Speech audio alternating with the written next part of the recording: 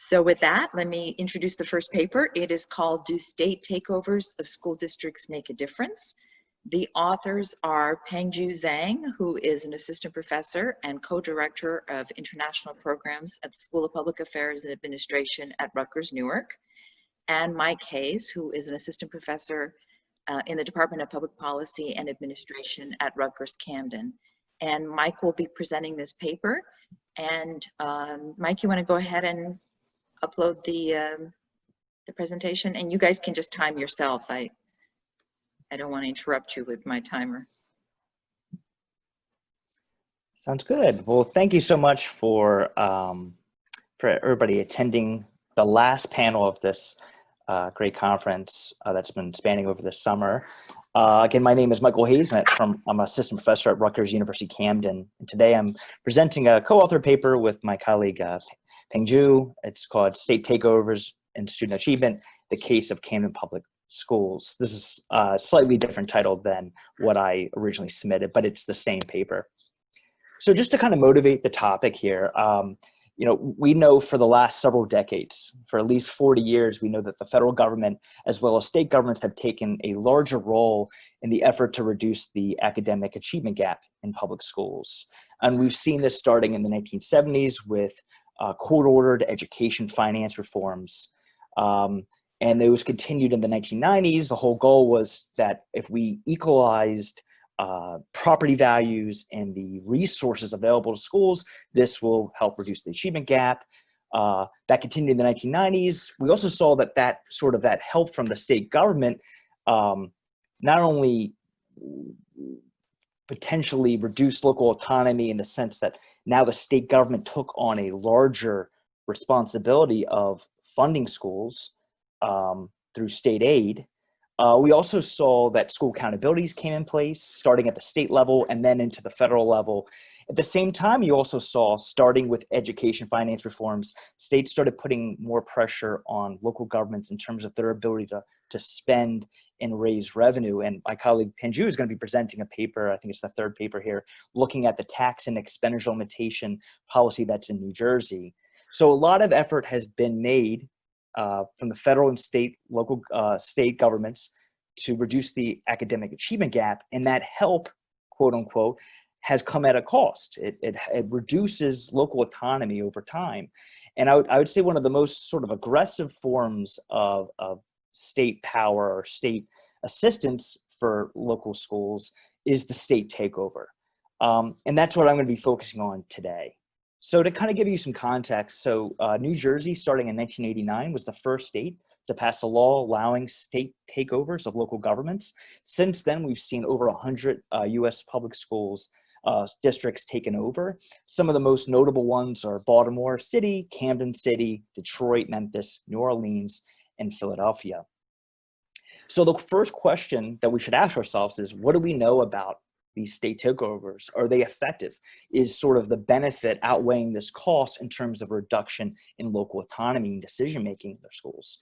And sort of, if you look at sort of the empirical evidence, it's quite mixed. There's been a lot of research that was done before the No Child Left Behind Act. The Wong and Shin works primarily found that state takeovers that were designed to help with financial management were successful in terms of financial management, but no real consistent effect when you look at student achievement. Since the No Child Left Behind Act, there's been some other studies that have looked at unique types of takeovers, and they were primarily the school improvement grants that the federal government offered to state governments to use a turnover model. There have been some positive effects. So a recent research published in EPA found that in Lawrence, Massachusetts, the local school district used funds from the federal government to do a turnaround. They reduced, or they did a significant turnover of staff, and they found some positive effects on math scores. But besides that study, there's been also research looking at other examples of state takeovers of school districts and not finding finding a positive effect. One study by Hassel and Ladd looked at a state takeover of a school district in North Carolina and found that it actually reduced student achievement. Gill and all colleagues looked at a takeover of Philadelphia public schools and did not find any significant impact on student achievement. So generally what we're finding, at least in the empirical research, prior studies, that there isn't a consistent positive effect of these state takeovers. So this motivated me to look at Camden Public School. Camden Public School was taken over by the state of New Jersey starting in the 2013-14 academic year. And there are a lot of things that changed, but the three primary things that changed for the school district was that the state government assumed all responsibility for all district functions. And this basically meant that the local school board was restricted as an advisory role and gave significant power to the state government in terms of making key decisions in terms of hiring. And so this reduced local autonomy as a result. One form of decision-making is appointing a superintendent. And once the state of New Jersey took over New Jersey, a new superintendent was appointed by the governor, not the local school board. We also saw that there was an increase in the number of charter schools, and some public schools were converted into charter schools, into Renaissance schools. So significant changes. And so what we asked was, we wanted to know, okay, given all these changes in this state takeover, we wanted to know, did this actually have any effect on student achievement? So the whole goal of the state takeover is that we would see some improvement in student achievement. And our question is, did student achievement increase following the state takeover of Camden Public Schools? And the contribution is that we're adding a unique example or a case of a state takeover. And Camden's unique in the sense that it combines a lot of things. So there's the school choice factor here. There's the superintendent replacement, and then we also find that it's a total state autonomy over decision-making. In quick preview of our main finding is, once we looked at the data before and after the state takeover, we're not finding any consistent evidence of an effect on math or English test scores. We do, however, find evidence that there was a decline in public school enrollment, and we'll talk more about that in a second. So what I want to do is I want to get to my data that I used to test my research question, or our research question, and then go over the methodology and then present the results. So we're going to be using in this study a school level panel data set, and we're including all schools that are either a type A or type B school district in terms of the district factor group. So the state of New Jersey basically categorizes all school districts based off of their socioeconomic status, and type A and type B school districts are among the poorest school districts in the state. So this represents about 737 of the almost 2,400 school districts in New Jersey, and our treatment group includes 34 Camden public schools. I'm going to also show results where I add in the charter schools, and even adding in those charter schools doesn't change the results. We still find no consistent evidence of a positive or a negative effect.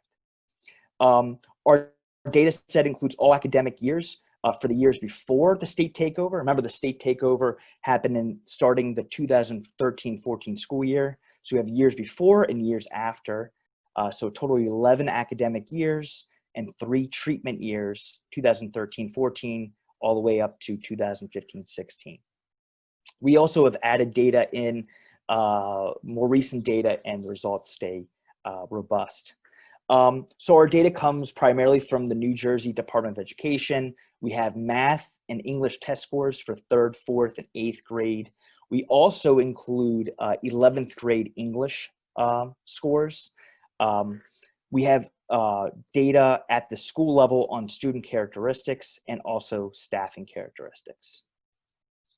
So to sort of motivate one of the problems that we have when we're trying to answer this question, one of the methodology questions, the problems that we have, is the idea that there's really no ideal counterfactual or comparison group for Camden Public Schools. Camden Public Schools are very unique.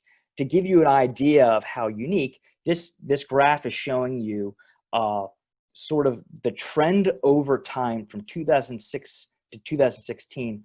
What was the change in fourth grade English test scores? And these are standardized scores. So the way to interpret, for example, this first data point, in 2000, for the 2005-06 school year, the average school in Camden Public Schools, the average student had a English test score that was 2 standard deviations below the average student in the state. Among the, so this black line represents the control group, other poor school districts in New Jersey. You can see that the typical student in those schools is only almost about 1 standard deviation below the typical student in New Jersey. So even when you compare the poorest school districts with with Camden Public Schools, you still see this huge gap. So let me show you some other results that show that there's sort of systematic differences between Camden Public Schools and other poor schools, and that's going to motivate what type of model I'm going to use to sort of try to estimate the effect of the state takeover of Camden Public Schools. So this table here shows you sort of some of the average differences between Camden Public Schools and the control, the other poor school districts in New Jersey. And sort of these break it down between total enrollment, the percent of white students, percent of black students, percent of Hispanic students, and percent of students that are eligible for a free or reduced price lunch. And as you can see, Camden Public Schools are systematically different here. They tend to have less students per school. They tend to have less white students, tend to have more black students, tend to have more Hispanic students, and they also tend to have more students that are in poverty or are eligible for a free or reduced lunch. Again, this is sort of one of the challenges that we have when we try to answer this question, is that there's sort of no ideal comparison group. So there's some ways to try to tease a result out here. The way we're going to do that is our identification strategy is we're going to use this thing called a difference in difference approach. So again, we have systematic differences between Camden City schools and non-Camden City schools. So we can't just compare them apples to apples, but we can take advantage of the fact that we have data before the state takeover on both Camden Public Schools and all of the other control group schools, and then years after the state takeover. And to sort of estimate what's the effect, I'm going to use this difference in difference approach. So Y here in this equation is whatever the outcome is. It's going to range from 3rd grade math all the way up to English, 8th grade English. So total of 6 grade subjects, test scores at the school level. And then what I do is I interact, basically I have a dummy variable for whether or not the school in my sample was in the treatment group, is in the Camden Public Schools, and whether they're not. And then I interact it with a year dummy that says whether or not it's a year after the state takeover. So this coefficient here, this tau, is going to give me sort of my estimate of what's the effect of the state takeover. One of the challenges, though, with sort of using a different approach is that there's some assumptions I'm making, and I'm going to test those assumptions. One assumption that I make is that there's no pre-existing trends, differences between the treatment group, Camden Public Schools, and the control group. And so maybe a best way to think about this is that if Camden Public Schools, their test scores were just rising faster than other poor school districts in the years before the takeover, then my diff and diff approach is going to show a positive result. So there's some ways to sort of tease out to make sure that that's not happening. So I'm going to run my model with and without time varying control variables, and also with school-specific linear and quadratic trends. I'm also going to use other things like an event study analysis to see what was happening between if there were differences in achievement gains for the treatment and control groups in the years before the takeover. I also use a thing where it's called a synthetic control method, where instead of the unit analysis being school level, I use district level data. So, and the results stay robust. I'm also going to show some results where I change up who's in the treatment and then also change up who are the comparison groups. So there's going to be results where I will show you what happens when we add in the Camden charter schools in the treatment group. I'm also going to do a comparison where we compare Camden Public Schools, including the charter schools, with a different comparison group, the 3 big school districts in New Jersey, and then also where I'm changing the comparison group to be all Abbott school districts. And again, the results are going to stay fairly robust and in terms of no effect or no result. So let me show you sort of the results of this regression that I ran. So each cell here represents a separate regression model. So these are estimates of tau here. And so each row here represents a different outcome or dependent variable. It ranges from 3rd grade math all the way up to 8th grade English. And then each column here represents a different model specification. And so if you look, we have cases where if we just run the regression with no controls, it looks like there was a positive effect, that math scores or 3rd grade math increased following the takeover for Camden Public Schools. But once we start controlling for other variables, and then we start controlling for the fact that there might be pre-existing trends in the data, meaning that Camden Public Schools math scores were already rising before the takeover, we find that there's really no effect. For 3rd grade English, we find, again, there's positive, but once we start controlling for linear trends and quadratic trends, the result disappears. The only real result that stays sort of consistent is this 4th grade English scores, where we find negative results, suggesting that Camden Public Schools, their 4th grade English scores, actually dropped following the state takeover. But once I run an event study analysis to see what's driving this, let me show you that. So this is a graph that shows sort of what was the difference in 4th grade English test scores between Camden Public Schools in the control group in the years before and the years after. As you can see, there was a little bit of an increase in the year right before. So in other words, it looks like Camden Public Schools 4th grade English scores increased a little bit in the year right before the takeover, but then in the years after the takeover, they started dropping and going back to reverting back to the mean over time. So again, what this is suggesting is that there's really no evidence that test scores are being affected at all following takeover. Some more results just to show you what I mean by linear trends, the fact that I have to control for the fact that there might be pre-existing trends in the data. So what these graphs are showing you, the blue line is the English test scores by grade, so 3rd grade, 4th grade, 8th grade, and 11th grade. Blue is Camden, and red is the control group. And the control group in this case is the Abbott school districts. As you can see, it looks like Camden Public Schools had an increase following the state takeover. So this red line represents the years after the state takeover. But once you look at the years before the takeover, it was just an upward trend. So something was happening to Camden Public Schools in terms of their English test scores in 3rd grade in the years before. So again, suggested with these results, and what you could see this in every case, test scores are rising before the takeover. This increase is happening before the takeover. It looks like there's a huge increase in Camden Public Schools 8th grade English scores, but so is the control group.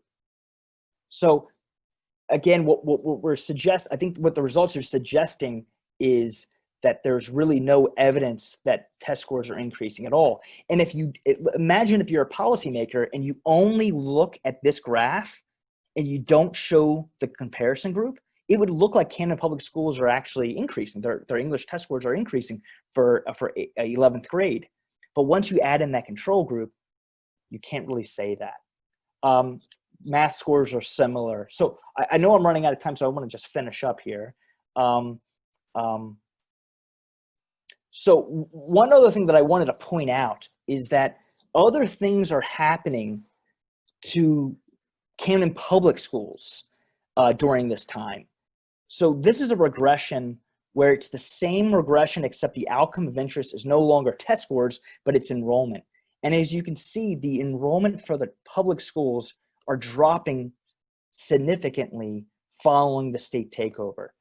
And this is pretty consistent with the sort of the qualitative data out there that suggests that basically after the takeover, there were more charter schools opening up. Some of the public schools are transitioning into Renaissance schools. So you're seeing more and more students getting pushed from the charter school to the public school. And so one of the questions I have moving forward is, who is being sorted from the public school to the charter school, and how that might impact any kind of research when we want to understand how effective these state takeovers are for Camden Public Schools. So these graphs are showing, again, that there's a sharp drop in the number of students that are enrolled in the public schools in Camden, an increase in the number of students that are in the charter schools. And if you just looked at total enrollment, charter schools and public schools in Camden Public Schools, it's flat.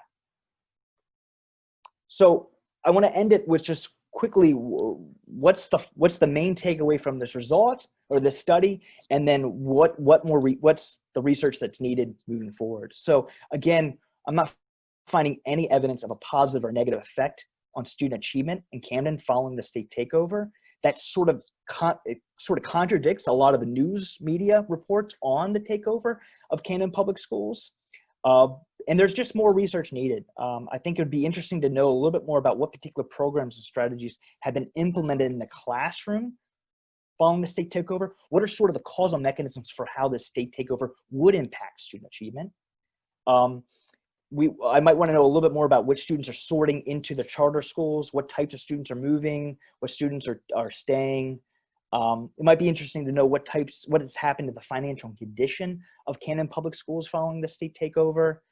And then last question I would want to know a little more about is how much buy-in was there with teachers, parents, and citizens during the years of the state takeover? My understanding, just looking at news articles, it's quite mixed in terms of the buy-in. But some of these answers to these questions might explain why we're not finding any positive or negative effect of the state takeover. So that's all I have. Thank you so much. I look forward to your questions.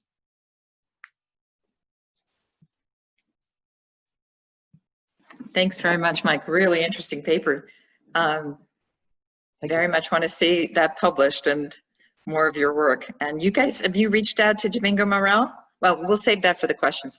Okay, great. So next up, we have Saul Rubinstein presenting the paper titled Union Management Partnerships and Educator Collaboration, an Alternative to Neoliberal School Reform. Saul is a professor at the Rutgers University School of Management and Labor Relations and the director of the Collaborative School Leadership Initiative. He's also one of the organizers of this conference. And his co-author is John McCarthy, who is an assistant professor at Cornell's ILR school, and I believe a former student, if I'm not mistaken, of Yes. Saul's. This is like today's like a commercial for Rutgers University. We've got Camden, we've got Newark, we've got New Brunswick, various campuses. So, okay, Saul, I'm going to let you time yourself because I don't want to interrupt you. So, well, Julia, thank you for pulling this conference together, and particularly for being able to turn it around with the pandemic and have a successful conference that lasted from May until July. So that's really fantastic, and I'm really pleased to be able to present this work here at this event. As Julia said, this work is done by John McCarthy, my former student at Rutgers, who's now at Cornell. And what I'm going to try to do is very quickly, and meaning less than a minute, 40 years of school reform, just because I think I have to set that in the context, and then turn to an alternative, which has to do with partnerships between teachers, unions, and management, and what that does to educator collaboration at the building level, and the implications for students, teachers, and unions, and then talk about applying that work in New Jersey to a collaborative that's been established over the last 6 years. So just very quickly, the thing that has struck me about education policy over the last 40 years is that there's been complete agreement between Democrats and Republicans. Unlike anything else, Democrats and Republicans have agreed on nothing in the last several decades, except for public school reform, going back 6 administrations to Reagan, with A Nation at Risk, all the way to Trump with Betsy DeVos and her vouchers, and everything in between, which basically has been about high stakes testing standards and free market reforms, mostly charters and vouchers and privatization. It's certainly intensified, as we all know, with No Child Left Behind and Race to the Top, which expanded yearly testing, grades 3 through 8, accountability through annual yearly progress with punitive consequences, including transfers, interventions. We just heard about takeovers and firings, and value-added assessment of teachers based on high-stakes tests, and the expansion of charters and vouchers. I think the other thing that's just incredible to me is the leverage that Arne Duncan got in the Obama administration, taking $4.3 billion over 3 years, less than 1% of the total education spending in the US, and using that to change state policies and laws. 34 states, District of Columbia and Puerto Rico, modified state laws to comply with the requirements that were put in place to be able to submit applications to be funded under Race to the Top. 46 states and DC put together reform plans. Only 18 states plus DC were funded. So there was a huge amount of leverage to change laws and policies that allowed for more testing and more market reforms like charters and vouchers. And so the damage from that is lasting. So what I want to talk about today, well, let me just also say, for my read, none of the promised results have come to pass. NAEP scores have been flat for 40 years. Charters on average are no better than public. Some are better, some are worse. On average, I don't see a difference. Vouchers are certainly worse. The US Department of Ed, in its own evaluation of Race to the Top, said it had no impact on student test scores yet. Demoralization of educators, teachers leaving the profession, huge amount of time wasted on excessive testing and test prep, huge costs for the testing, the cost for school closures, the value-added measurements for teachers, changes to curriculum, materials, and evaluations. And currently we have a teacher shortage. I don't know what you find in your classes, but when I ask every year who's going into teaching, it's dropped precipitously over the last 10 years. We see the data all over. This is from the Wall Street Journal. Teachers quitting at the fastest rate on record, and fewer and fewer students going into the profession.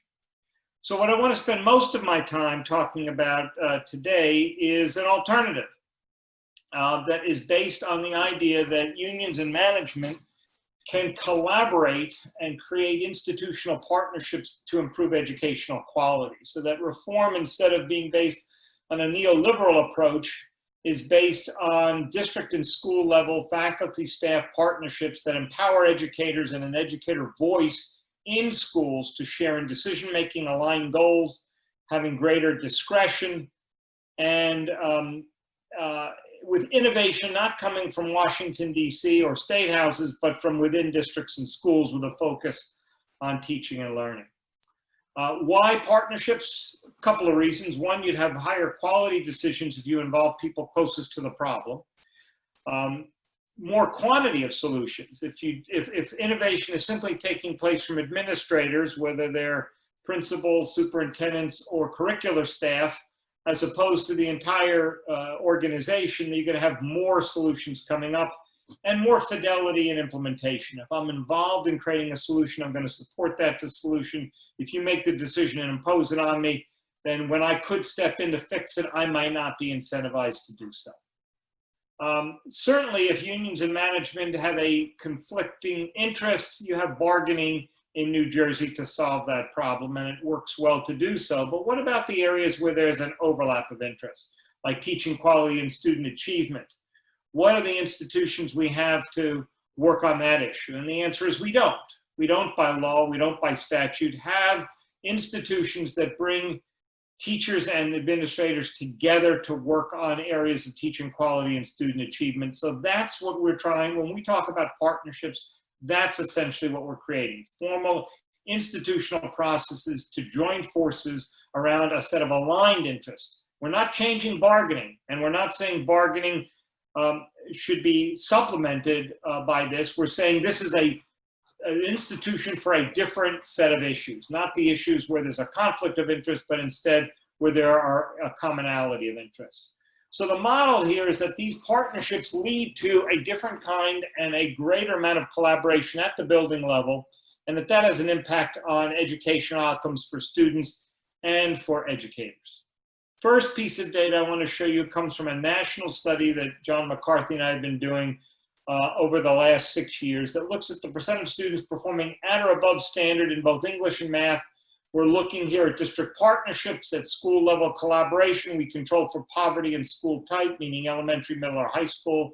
It includes 5,000 educators, 25 districts, 450 schools across 6 states, California, Illinois, Maine, Massachusetts, Minnesota, and New Jersey. And we're looking at the partnership, which we define at a district level, where the union and district administrator work together to improve teaching and learning, and collaboration, which we define at the school level, where teachers and administrators work together on innovations to improve teaching and learning, engage in problem solving, and develop school initiatives collaboratively.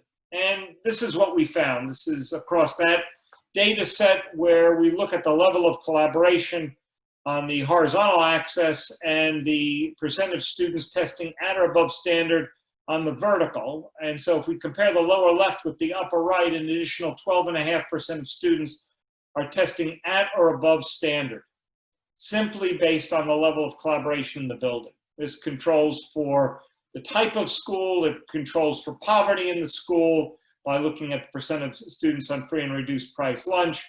And so what's left out, now we certainly agree with Diane Ravitch, the single biggest factor here is poverty. But when we control for poverty, this is what's left over based on the level of collaboration in the building, essentially the employment relationships and the organizational structures that lead to contributions and voice in problem identification and problem solving.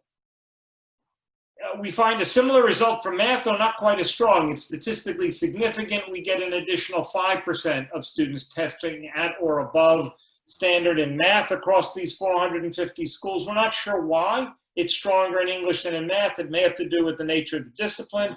It may have to do with the ways that teachers collaborate in math, and it may have to do with the structure of the curriculum. That's one of the ongoing research studies that we're conducting.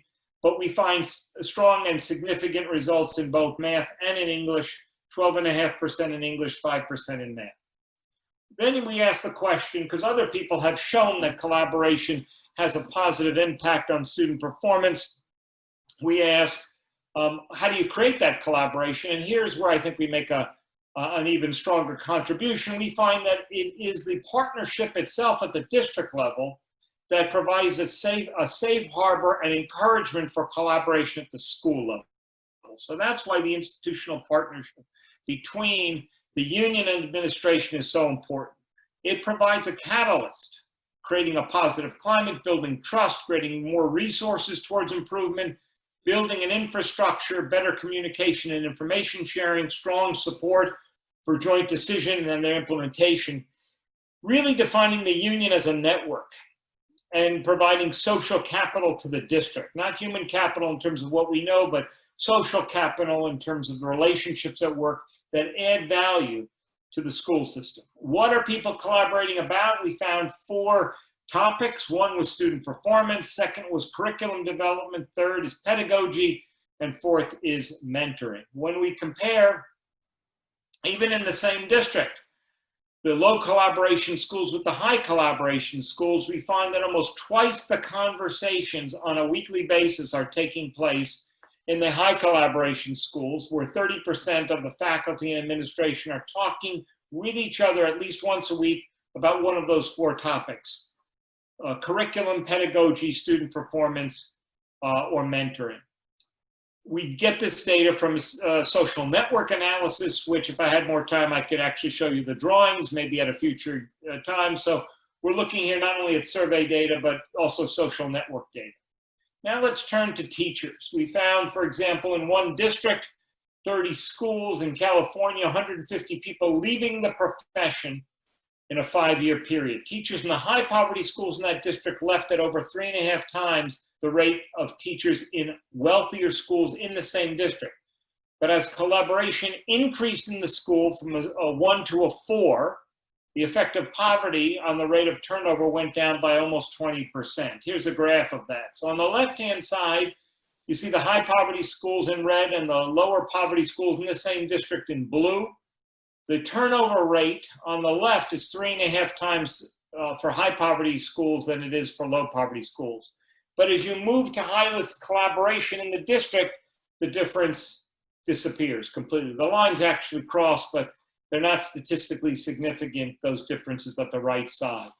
And so what we find, at least in this district, that the effect of collaboration on teacher turnover in high poverty schools completely disappears. This is hard data to get because we're tracking every roster in every school over a 5-year period. In our larger data set, our 5,000 teacher data set, we simply asked you, are you committed to staying in the profession? And we got exactly the same result. So we see on the left side that teachers in high poverty schools are less committed to staying in teaching than their colleagues in wealthier schools. But as collaboration increases, once again, the lines cross, and there's no statistically significant difference between teachers in high poverty schools in intending to stay in the profession versus their colleagues in low poverty schools.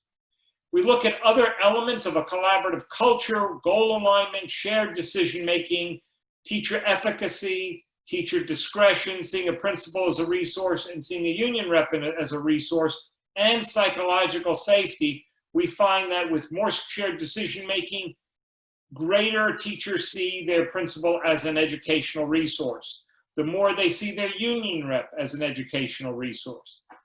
More shared decision-making, more seeing themselves and other teachers in their building as effective, more mentoring taking place, more problem solving taking place, more communication on cross-subject integration. So just a quick summary: partnerships lead to more extensive collaboration between educators. That collaboration improves student performance in English and in math, even after we control for poverty. The collaboration climate increases the attractiveness of schools to teachers. I didn't talk about the impact of, well, I did talk about it, it reduces the impact of poverty on turnover, but I've not had a chance today, and I won't talk about the innovation that takes place across a district with a strong union network. But all of these shared decision-making, teacher discretion, goal alignment, and psychological safety are all associated with greater teacher efficacy, seeing principals as a resource, seeing union reps as a resource. Looking at, across our database, at the changes in the nature of the union and controlling for district tenure, age, years in the district, we find that a district that has very low levels of partnership and collaboration, the union sees its role as it is on the left in that large circle, communicating around bargaining and grievance issues. But where partnerships are strong, that role stays, but it is supplemented by union leaders seeing their role as ensuring educator voice in decision-making, communicating about school improvement within their building and across the district. So it changes the role of union leaders to being at the vanguard of school improvement. And now for the last few minutes, I just want to say, here's what we did. We shared that research and an earlier version of it with educational leaders in New Jersey, leadership of the AFT in New Jersey, of the New Jersey Association of School Administrators, the Superintendents Association, the New Jersey School Boards Association, the leadership of the NJEA, and the New Jersey Principals and Supervisors Association. And they came together and said, okay, let's see if we can intentionally do this in New Jersey. So those 5 associations, we held a statewide summit. We began to put together a capacity building workshop to build capacity for doing this at New Jersey districts and schools. We began to scaffold support for that by creating an inter-district learning network that meets every spring and fall among all the districts. We trained facilitators from the districts that we started with that included superintendents, union presidents, school board members, teachers, and principals, and began to create an online community for this work. that looked at establishing a culture of communication, sharing leadership, identifying priorities for improvement, creating joint problem-solving initiatives, looking at best practices, finding ways to measure success. And problems that they picked were things like K-12 articulation, cross-disciplinary integration, new teacher induction, textbook selection, peer assistance and review, social emotional learning, PD, energy conservation, math performance, instructional practice, English as a second language, scheduling, advisories, new courses, technology, homework, curriculum, things that you would typically think would be the responsibility of administrators, supervisors in curriculum, central office staff, superintendents or principals, but these were all shared with union leadership and with teachers. To date in the collaborative in New Jersey, we have 23 districts, 128 schools, 448 administrators, covering 7,600 teachers, teaching 77,000 students. We intend to add another 6 to 8 districts in this next school year. We were slowed down by the COVID, but we hope to get to 10% of New Jersey districts over the next 3 years, which would be about 60. And we're about a third of the way there to try to create a critical mass. The idea is to do what Justice Louis Brandeis once called creating a laboratory of democracy to change national policy first at the state level. So what have we done? We tried to shift the neoliberal model from a focus on markets to a focus on multiple stakeholders, from a focus on testing to teaching and learning, involving educators in the states from policymakers in DC. We want to expand our research to 1,000 schools. We currently have 450. We want to look more at patterns of grade and subject level performance. We want to understand why there was a difference. Oh, my timer just went off. Why there was a difference between English language and math, more about collaboration and student performance, more outcomes. We currently focus a lot on standardized test scores because people pay attention to that, but we want to bring in graduation, dropout rates, discipline, suspensions, attendance, and other performance networks. We want to know more about inter-district learning. How can districts help each other across the state? How can schools help each other across districts? We're hypothesizing that the union's an organizational network in facilitating adoption of schools. We've got data, and John has just published a paper of this on the British Journal of Industrial Relations. We want to know more about the union as an organizational network. I talked a moment about the laboratories of democracy, and we're currently looking at whether the Janus decision has a differential impact on schools that are highly collaborative versus ones that are more traditional and adversarial. So with that, I'm 30 seconds over. Julia, forgive me, but I'll stop there and I'll attempt to answer any questions in the Q&A. Thank you. Okay, fantastic. Really, really interesting stuff. So thanks very much, Saul. Our final paper today, and actually the final paper of the conference, so no pressure, Pengju, is titled, Does New Jersey's Property Tax Cap Make Fiscal Sense and Educational Sense? That sounds like a tongue twister. The authors are, once more, the very prolific Pengju Zhang, who is an assistant professor of the School of Public Affairs and Administration at Rutgers, Newark, Bruce Baker, who is a professor at the Rutgers Graduate School of Education, and me. Pengju will present this paper, and I will let you time yourself. Okay. Hello, everyone. This is Pengju Zhang from Rutgers University, and welcome to the last presentation of this conference. So here's today's plan. Okay. First, I will give you a brief introduction about what the property tax cap is in New Jersey, and then propose research questions, briefly review the literature, and discuss about theoretically why a school district would respond to property tax cap. Okay, and after that, I'm gonna review the empirical challenges and the specific strategies we adopted to address those challenges, and talk about the data and the regression result, and we will draw the conclusion in the end. Okay, so a little bit background. Some of you may know that as of 2010, 47 states have imposed the tax and expenditure limitations on localities. We can say TALs for short, okay? So in New Jersey, there are multiple waves of TALs. In 2007, a 4% cap was imposed on the annual gross rate of property tax levied by local governments, including school districts. And 3 years later, the Governor Christie at that time signed a new law and further lowered the cap to 2%. And this 2010 new cap became effective in fiscal year 2012.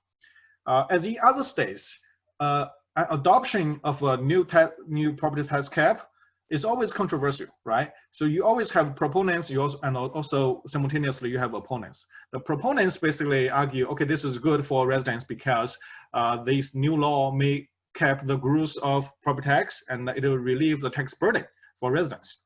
But on the other side, practitioners and schools, at least some of those schools, claiming that, okay, this cap may hamstring the financial resources for school districts to deliver educational services of quality, right? So there's conflicting views. And now let's look at the basic formula of this 2010 property tax cap in New Jersey, okay?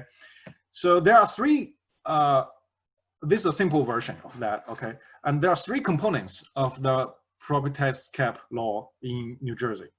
The first component is the pre-budget year tax levy, and the school district can adjust it by 2%. In 2007, that is 4%, and in the new law, in the 2010 law, it's 2%. Okay, plus the cap adjustment. Okay, those cap adjustment is equivalent to a set of exclusions. Of course, those exclusions are not set for one for one, but I mean still, there are exclusions. Those exclusions include increase in healthcare cost, increase in pension contribution, increase for responsibilities assumed by district, etc. Okay, and if you add those two components up together, you get tax levy cap. Okay, based on these formulas, I'd like to explain a little bit more about the key features of this 2010 property tax cap in New Jersey. The first one is this new law is not tied to inflation rate or population growth rate. If we compare it with what's happening in New York State, the growth rate, the annual growth rate of property tax levy is tied to the inflation rate and 2%, whichever is less. Okay, if the inflation rate is smaller than 2%, then the inflation rate will be applicable. Okay, as we all know that in 2016, 2017, the inflation rate is much lower than 2%. So holding all other factors constant, we would say that the New York cap law is more binding because it's tied to inflation rate. But and that is not the case in New Jersey. Okay, and another feature is related to the distance between tax levy cap and the proposed tax levy. Okay, the tax levy cap set the limit, set the ceiling for property tax levy for school districts, right? The proposed tax levy is how much a school district want to levy in showing in their budget. Okay, if the cap is bigger than the proposed tax levy, then we have a positive gap, and that gap in New Jersey can be banked for use in next 3 years. That is a unique institutional loophole. At least in many other states, there's no such thing. Okay, but that is the case in New Jersey.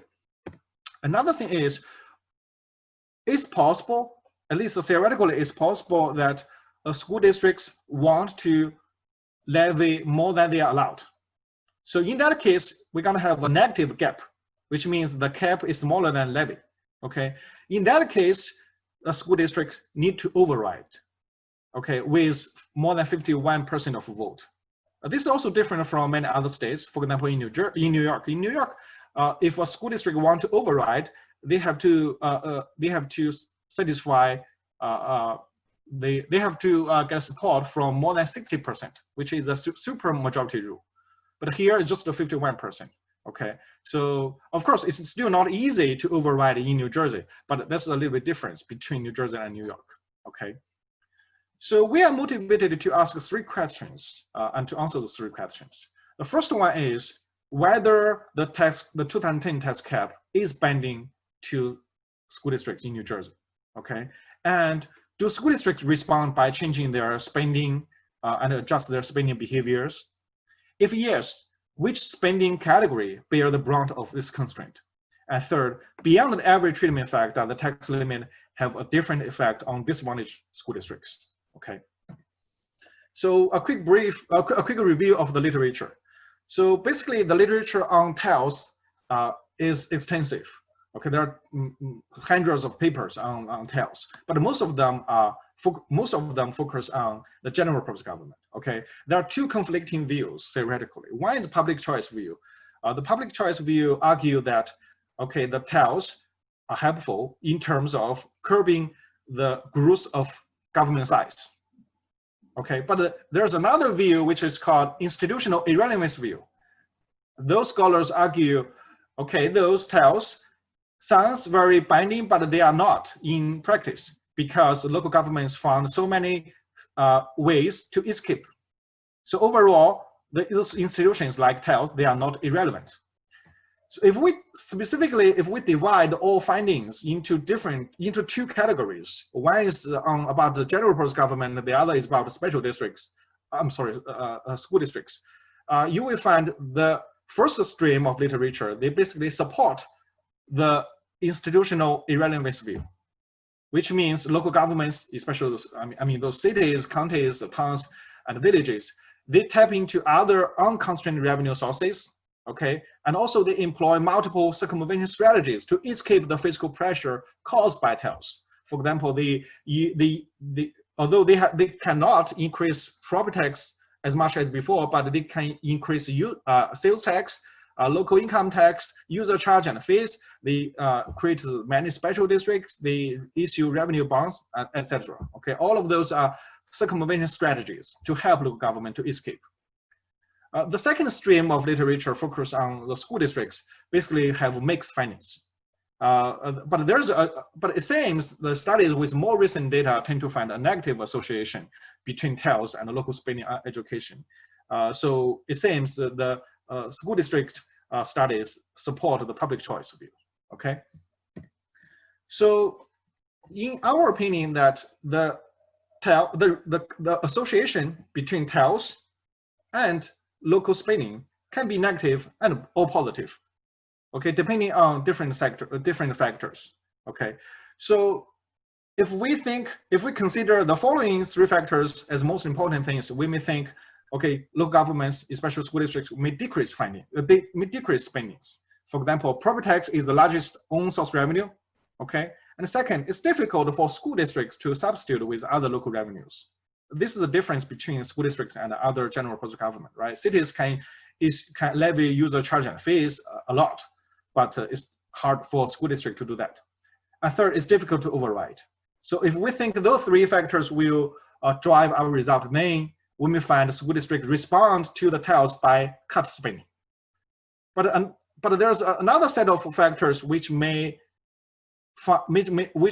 drive our result to be positive. For example, there's a set of exclusions from the tax cap, as we mentioned before, right? And also there's a disconnection from inflation rate in New Jersey. And third, there's a very interesting institutional loophole, right? So if they don't exhaust the tax cap, they can use it in future when necessary. So those factors may drive our result to be positive. We don't know. So this is an empirical question, and it motivates our empirical work. So regarding our empirical work, there are two challenges. The first is, how do we measure the fiscal stringency of a property tax levy limit? Because we can't use a dummy of TEL in our research, right? We just focus on New Jersey, and this law applies to all school districts. So if we use a dummy, we will not have any variation. So we have to measure the fiscal stringency of a property tax levy limit, because the same tax law, when it applies to all to different school districts, it means different things. Suppose there are two school districts, one is wealthy, one is not wealthy. Maybe it's the property tax cap is binding for one of that, but not binding for the other one. Okay, so conceptually, for school districts, the limit is more likely to be binding whenever a school district is close to exhausting the limit. Okay, I draw a graph to visualize the logic. So there are two levels of property tax levy. Okay, one is the black line, which stands for the proposed levy. The other is the red line, that is the levy limit, which is set by the property tax cap law in New Jersey.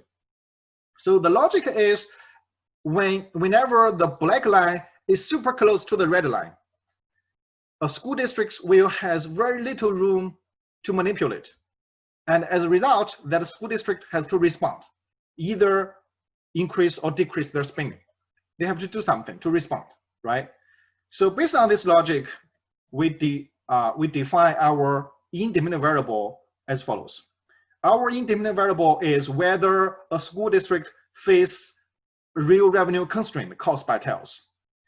It will be coded as 1 whenever the gap between the black line and the red line is smaller, it's super close.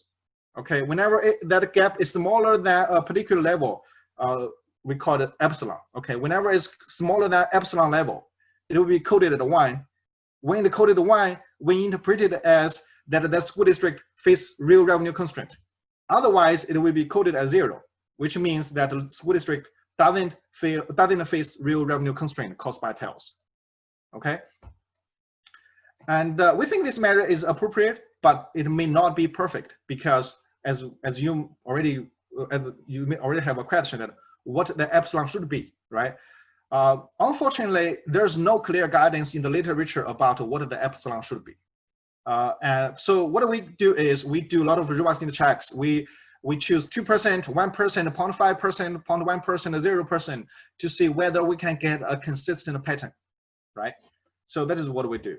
This is about the first empirical challenge. The second empirical challenge is how do we identify causal effects of the tax levy limit, if any.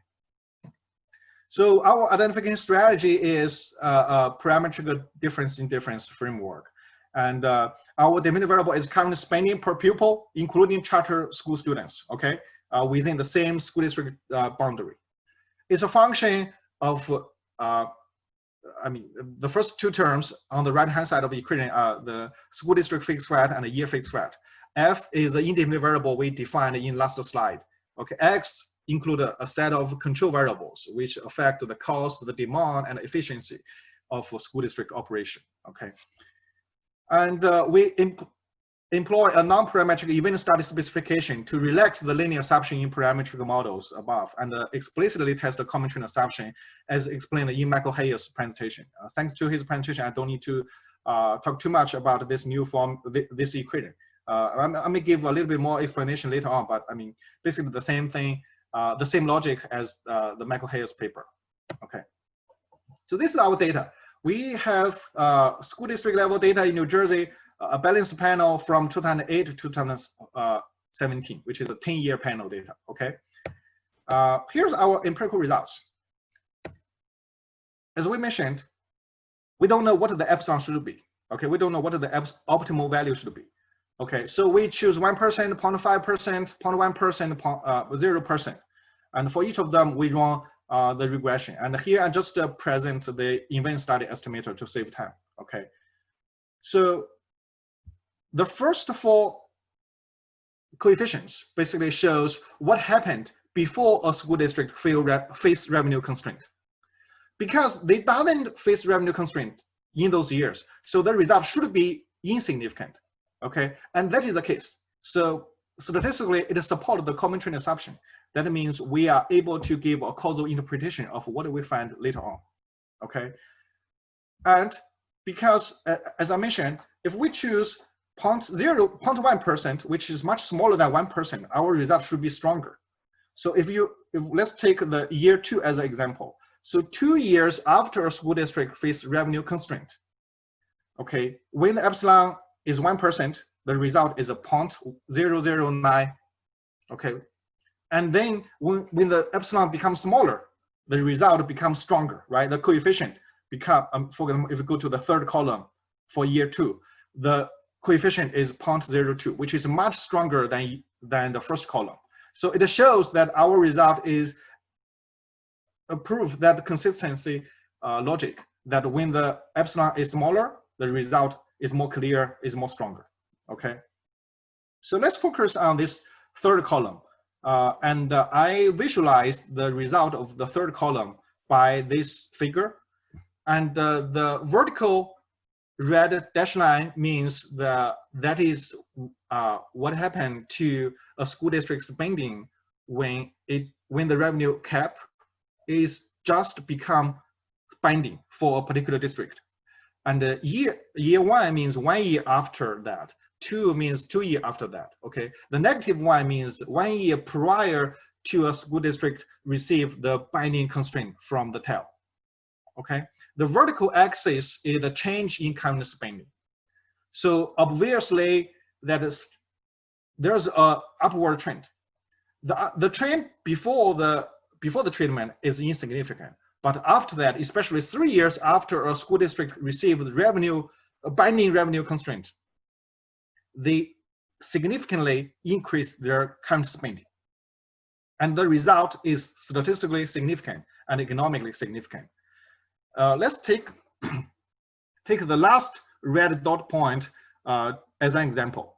That one says that 5 years after the property tax cap is binding to a district, okay, a school district is gonna to raise their current spending by almost 4%. So that is a big effect, okay. Then our second question is, which spending category bear the brunt of the constraint, right? So we divide the current spending into 3 categories. One is current spending on instruction, one is current spending on support service, the other is other current spending. And we find our previous result is primarily driven by the increase of current spending on instruction, rather than on the other category, the other 2 categories, okay? The third question is, do the property tax cap affect school districts equally? We don't believe so. So we divide all school districts into 4 groups. Here there are 4 groups, and this is the result for each of them. The upper left figure represents the result for the richest school district. The lower right figure represents the effect for the poorest school districts. The other 2 represent the result for the middle school districts, which we don't find significant pattern. Okay, so we just focus on the upper left figure and the lower right figure. Okay, the upper left figure tells us that for those richest school districts, they are able to increase, or they want to increase current spending after being constrained. And that positive impact is huge, right? If you look at the last red dot, it tells you that that rich school district would like to increase 10% of their current spending 5 years later, okay? But that is the opposite for poor school districts. If you look at the last figure, the lower right figure, it tells you that for the poorest school districts, they are more likely to decrease their current spending rather than increase. So that means the property tax cap impose different effects, different influence on different type of school districts. Okay, so we like to draw conclusions as below. The first one is our regression results suggest on average, getting closer to the cap appears to lead an increase rather than decrease of spending by school districts. And here's about why. We think the bank cap policy may play a very fundamental role in determining the fiscal effects of the 2010 tax cap law. Okay, and this is rarely mentioned in media reports in New Jersey. But don't be misguided by the average treatment effect, because we find the heterogeneity in treatment effects is also quite interesting. What we find is wealthy districts are more likely to leverage the carryover provision to increase their property tax levy. And that is not the case for poor school districts. For poor school districts, it seems they have to cut their current spending as a result of the property tax cap. Okay, so that is the preliminary result we have for you. So thank you very much. If you have any questions, you can reach out to us.